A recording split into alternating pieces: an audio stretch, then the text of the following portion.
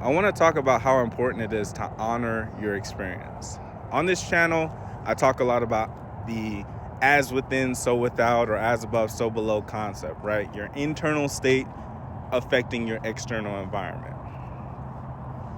With that comes some challenges, right?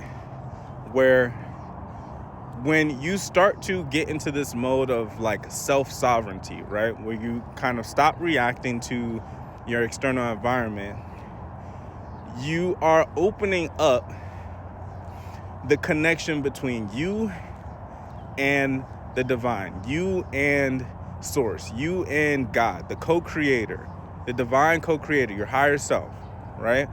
Which means that anybody that is not having this level of connection that you have with the divine is likely not really going to understand what your experience is. But I don't want you to be concerned about that, right? Because your truth is something that you should honor. If you're experiencing something that nobody else is experiencing, it doesn't mean explain it away. It doesn't mean compare it to somebody else's experience. That experience is for you. That experience is your experience. Okay? And just because you're experiencing it and nobody else is experiencing it doesn't mean it's not true or real, right? And we have to think about what real really means. How rigid is the term real?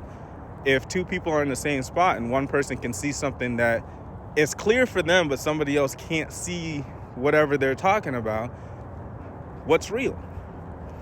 Do we just go with the general consensus? Well, nobody's seeing this thing, but this guy sees it. Something's wrong with him. Like real is not based on the external, right? We don't look to the external for validation on what's real or not. We don't look to other people's experiences for validation on what's real or not. We look at what we're experiencing, right? Now, what that actually means, right? Whatever you're experiencing, what it means, that's for you to interpret. But don't feel like you have to look outside for some type of validation, because that kind of goes back into the mode of reacting to your external environment versus trusting what you're experiencing, right? The meaning that you give behind things is very important. What you're experiencing is unique for you, okay? You don't have to worry about, well, who else is experiencing this thing, or, am I going crazy, or like, look at the experience, extract whatever it is that you're supposed to extract from it, and trust that you're experiencing that thing for a reason. There's a design here.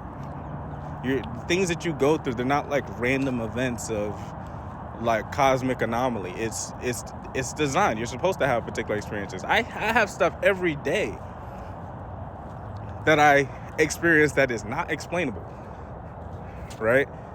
Like, not from a logical, factual, earthly, perspective, right? Where it's like, well, let's explain this from the scientific method and the hypothesis of, like, I know I'm experiencing something. I don't have to explain it. I don't feel a need to try to validate what I'm experiencing based on what other people are experiencing. I just take the experience in, trust that it means something, and try to figure out what it means. So if you're in a place where you feel like a little lost because you're experiencing things that nobody else is experiencing, that doesn't mean that you're crazy. It doesn't mean that it's not real.